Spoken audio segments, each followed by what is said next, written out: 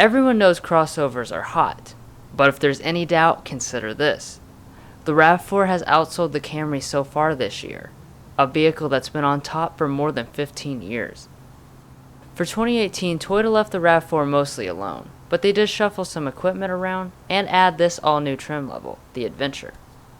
We have that trim, but this review will cover all the other trims as well. So let's go ahead and see if the aging RAV4 still has what it takes to go against its new rivals.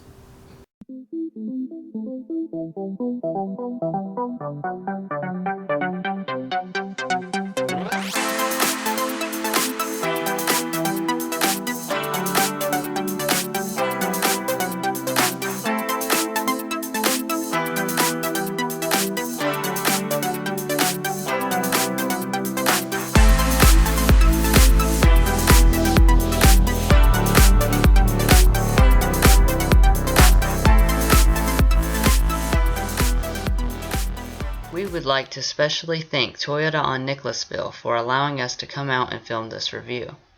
If you would like to check out their dealership and massive inventory of all the Toyota models, a link to their website has been provided in the video description.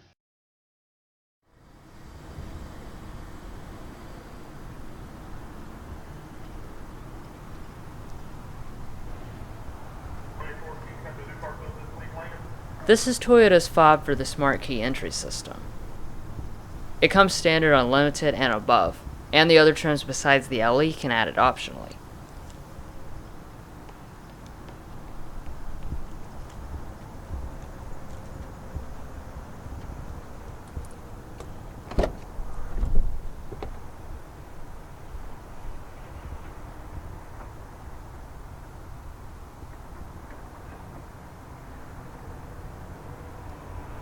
As always, we'll start things off by looking under the hood.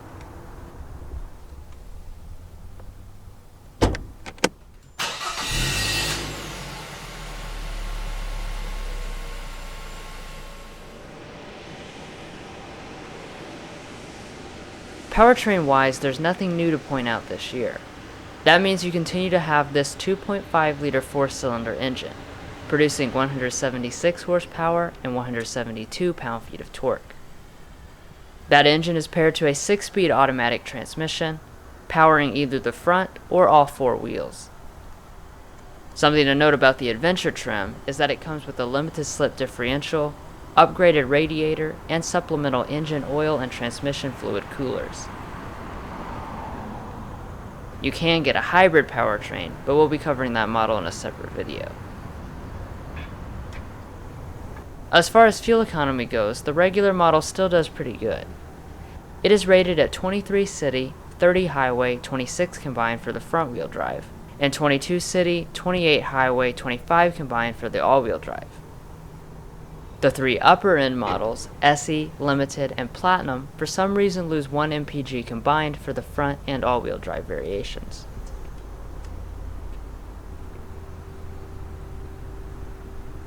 Now that we've got that out of the way, let's move on to the outside.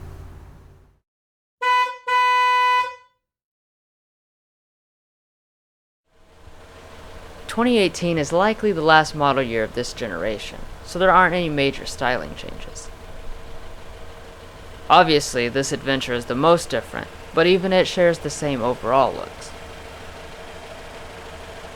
Every trim will come with this 3-part grille, and the only thing that changes between the trims are the mesh on the SEs and the trim pieces along the bottom. The top portion links in with the headlights. They are just the regular halogen beam headlights, but you do get LEDs on SE and above. The Adventure also gets this black trim on the inside of the unit. Fog lamps are standard on all but the LE.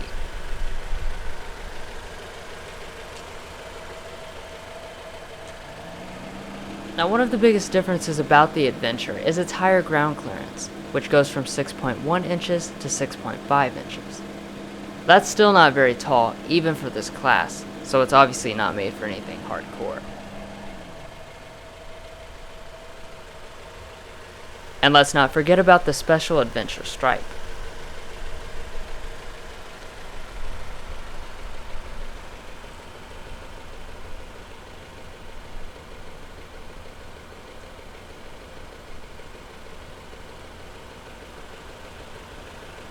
Now coming to the wheels, there are many different types you can get, depending on the trim. These of course are the unique blacked out Adventure wheels, measuring in at 18 inches. The Limited and Platinums have the same wheel design, but with a different finish, and the SEs are also 18 inches. Finally, LE has 17-inch steel wheels, and the XLE has 17-inch alloys.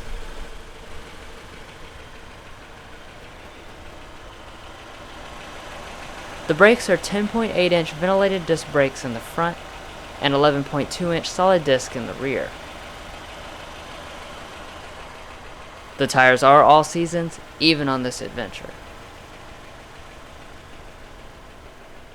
Coming up to the mirrors, they are finished in black on LE, Adventure, and SE.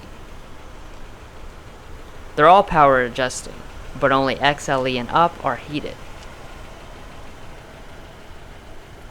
We also have optional blind spot monitoring, which is standard on Limited and Platinum.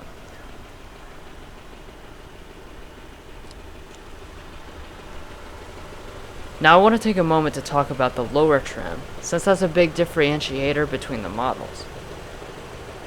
It's plain black on most of them, but the Adventure gets this rugged silver, and the Platinum would be body colored.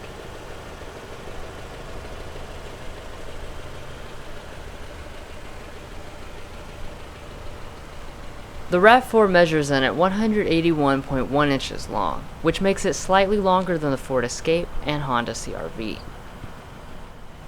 In regards to safety, the RAV4 continues to excel with a top Safety Pick Plus rating by the IIHS.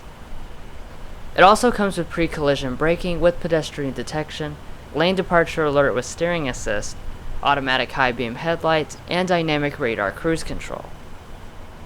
They are standard across all the trims, so that's something that really stands out from the competition.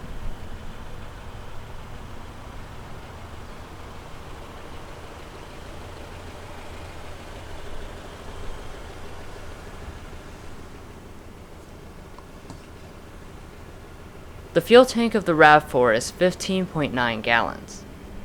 There are a lot of fuel ranges depending on the trim you select, so I'll just keep it simple by saying that our RAV4 as equipped gets a 396 mile range.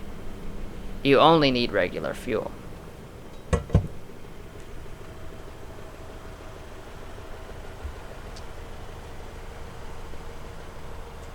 Around back you won't notice anything different, except for maybe some special Adventure trim pieces.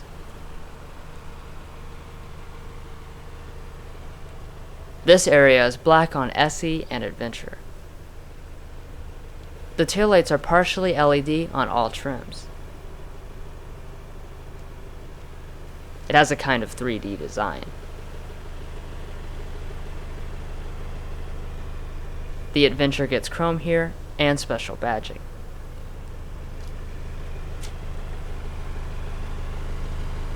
The exhaust pipe is hidden. Now for towing, the Adventure's extra equipment is able to increase it to 2,900 pounds with front-wheel drive, and 3,500 pounds with all-wheel drive.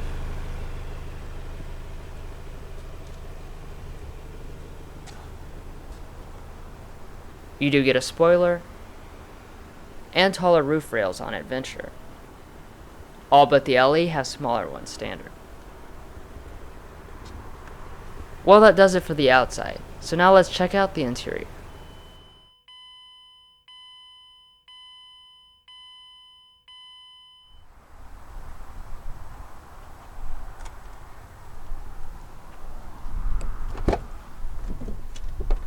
Inside, you pretty much have the same formula as the outside, which is keep everything the same except for some extra Adventure touches. This model can be had with either black or ash cloth seating, which is the same as the XLE and LE. The remaining three trims all have Softex synthetic leather seating, in black, ash, cinnamon, or nutmeg. While looking pretty plain, the door trim does have nice materials, with leather over most of it and soft touch plastic on the top. Only the driver's window is auto up-down. Each model gets its own trim here. On the Adventure, it's some kind of fake carbon fiber.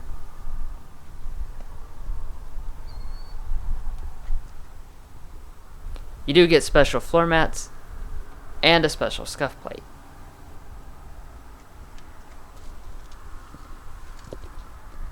The seats are 6-way manually adjusting on LE through Adventure. SE and up get 8-way power seats, and the Limited and Platinum also have memory. The fabric feels really durable, if a little rough, but I do like the stitching.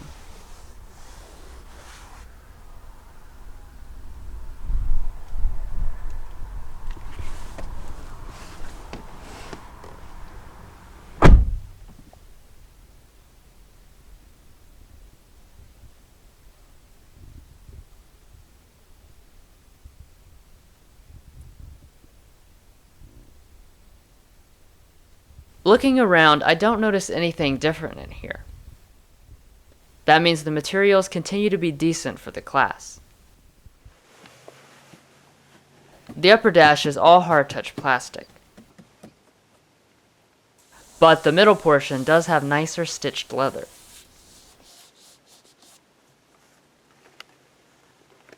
Everything else fits together really well, but it also feels a little hollow.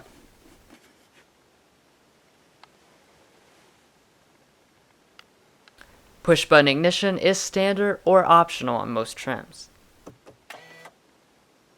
After you push it, either this 7-inch display or a smaller 6.1-inch display will fire up.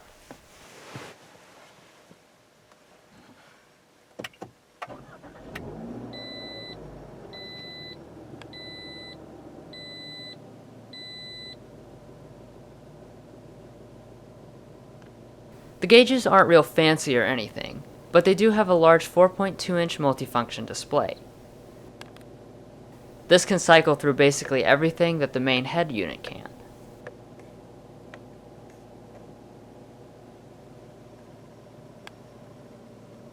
All RAV4s have electric power steering, and all but the base model get this leather-wrapped steering wheel.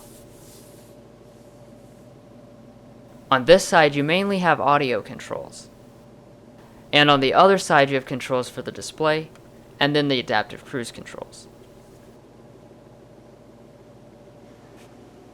The wheel itself does manually adjust, and it's heated on the Platinum only. Off to the side here, there is a locking diff button for the Adventure trim.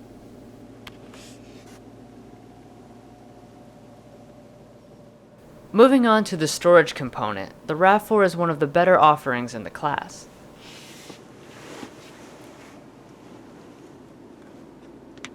The center console is two-tiered,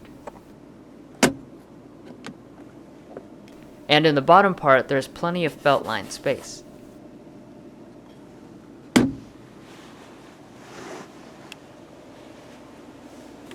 Up here you've got a couple blank spaces, roughly phone-sized, and some connections above them. Finally, there's a big open section in front of the passenger.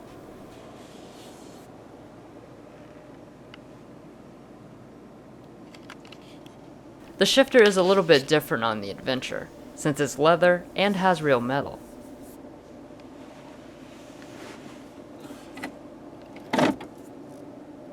Pressing to the left does allow for manual shifting, though only the SE gets paddle shifters.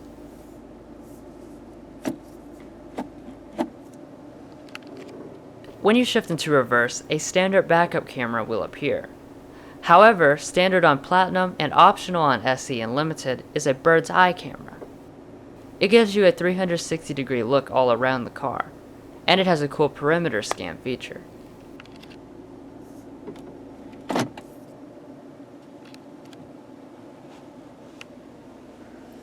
Up here you have two drive modes, besides for the default normal. Now moving on to the climate, almost every trim gets this dual zone automatic setup. It's a really simple and easy to understand setup, since all the buttons are laid out right in one spot.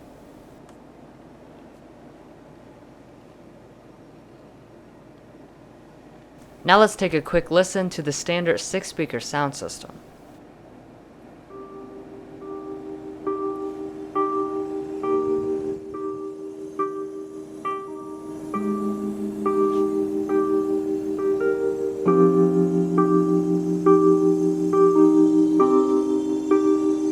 sound quality is pretty good for a bass system, but if you like audio, the JBL is worth the upgrade.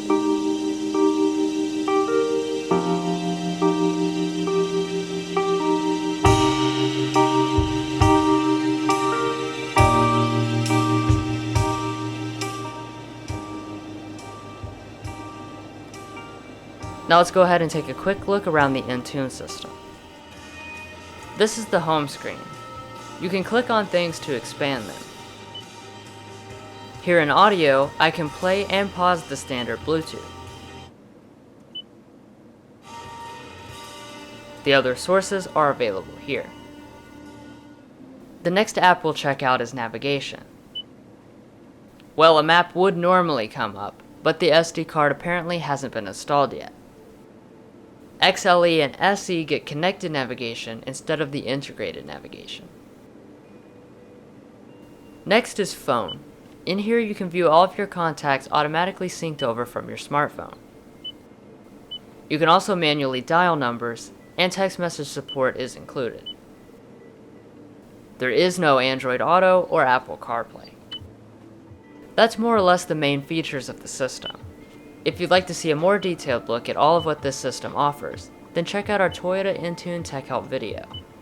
A link to that is provided in the description. Up here we have a regular mirror, but an auto dimming one does come on the Limited and Platinum.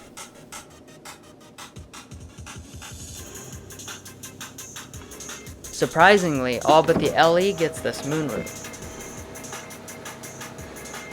It's just the regular size, and a panel one is not available even on the Platinum.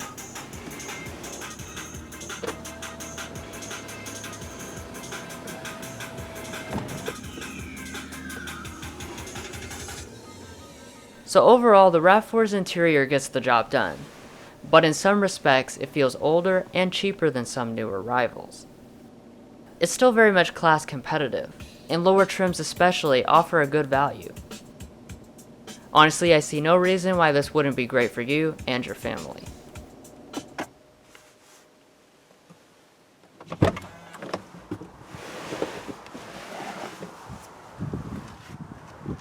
Now let's move on to the rest of the cabin.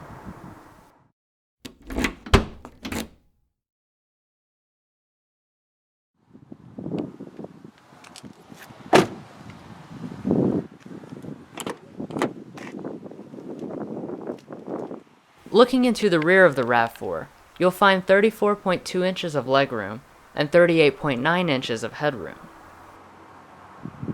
That positions it right on top of the Ford Escape and Nissan Rogue, but it's now a little bit behind the new CR-V after its redesign. The door trim in the back is mostly the same as the front, with a lot of leather, but it's hard touch on the top. The rear also gets the special scuff plate. The seats are made from the same high quality fabric.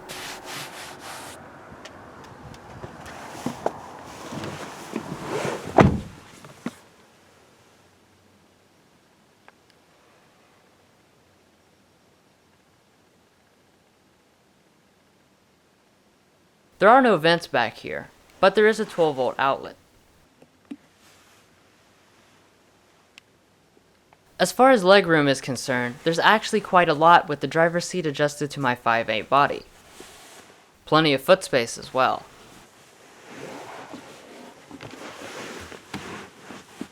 This seat is scooted all the way back, and really it's still comfortable.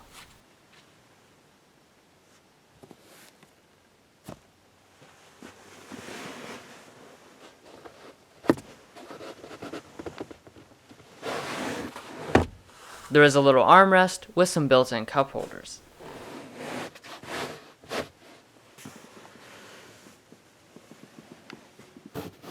The headliner is kind of hard and stretchy.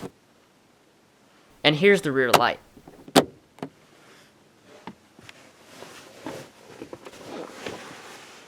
Overall, this is a fine space to spend time, with lots of space and comfy seats, but it could use some vents and USB ports.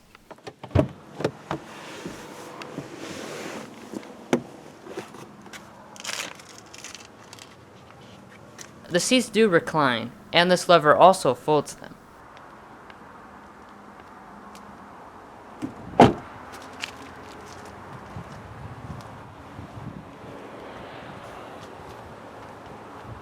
We just have the power liftgate, but Platinums are foot activated.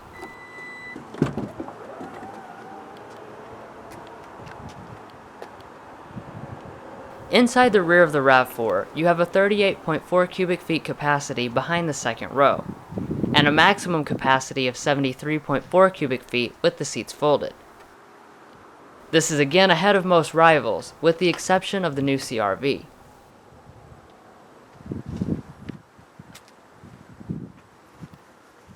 Adventure gets special floor mats back here also. There is a nice household outlet back here for tailgating or something.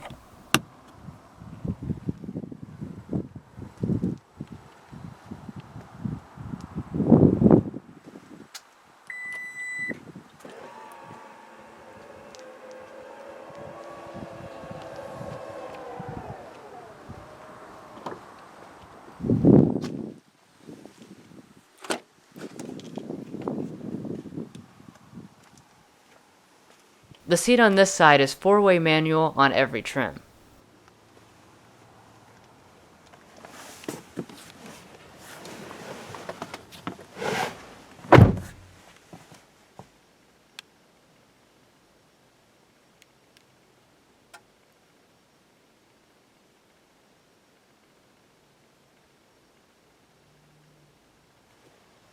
I like the storage shelf.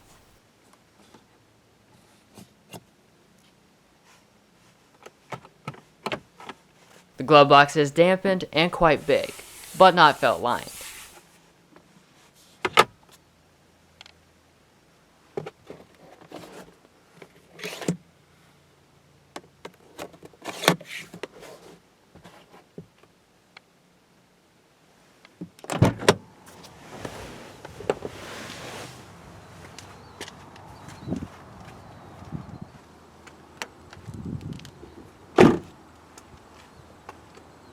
Well guys, I hope you enjoyed this detailed tour of the 2018 Toyota RAV4 Adventure.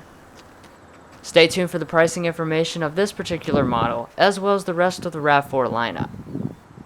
Please like and subscribe if this was helpful to you, and join us again as we sample more of the latest automotive delicacies.